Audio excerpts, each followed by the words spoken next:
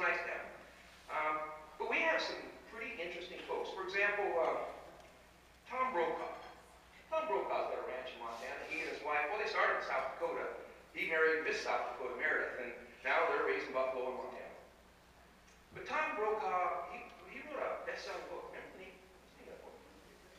Greatest Generation. Now, this book is kind of interesting because it talks about this generation that was started in the Great Depression. They graduated from high school during a time where there was no hope in this country. There were no jobs. There was no opportunity. Many of them suggested that maybe democratic capitalism doesn't even work.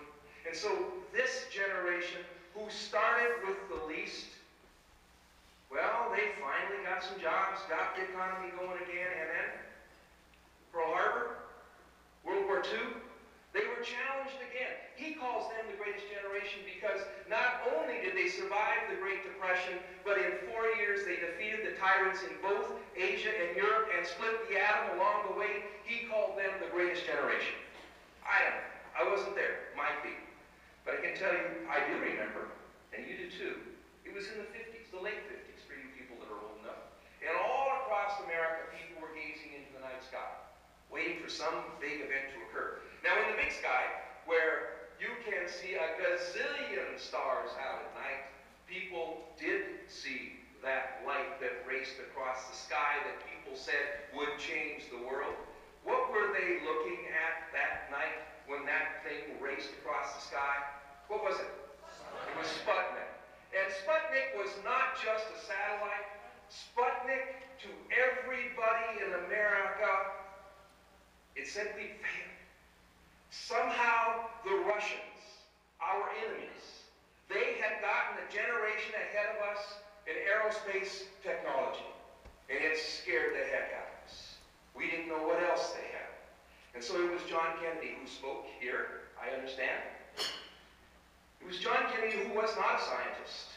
He wasn't a scientist. And he listened to his science advisors, and after they explained to him how long it would take and how much it would cost, and the probability that you couldn't even actually get to the moon, let alone get back, after he had all that information, he went to Houston and he challenged the American people to go to the moon.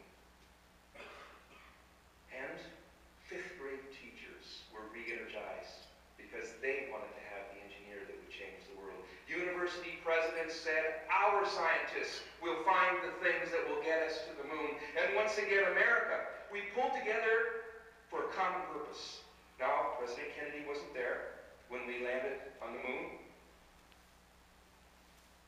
But how proud were we when we heard those words that we had landed on the moon? That was America back. That could have been the greatest technology generation. Every generation is challenged in some way. That greatest generation, they didn't ask for the Great Depression.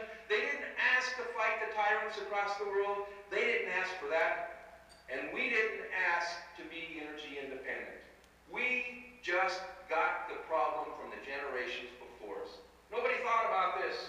First it was 30% imported, then it was 40, then 50, and every president for 30 years have said, we will be energy independent by X time, and then we have failed.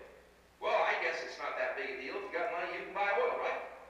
But now we're spending so much money on oil that we can't afford health care, we can't afford education, we can't afford to pave our streets, we can't build bridges, and we can't create new engineers. We have got to be the generation that breaks this addiction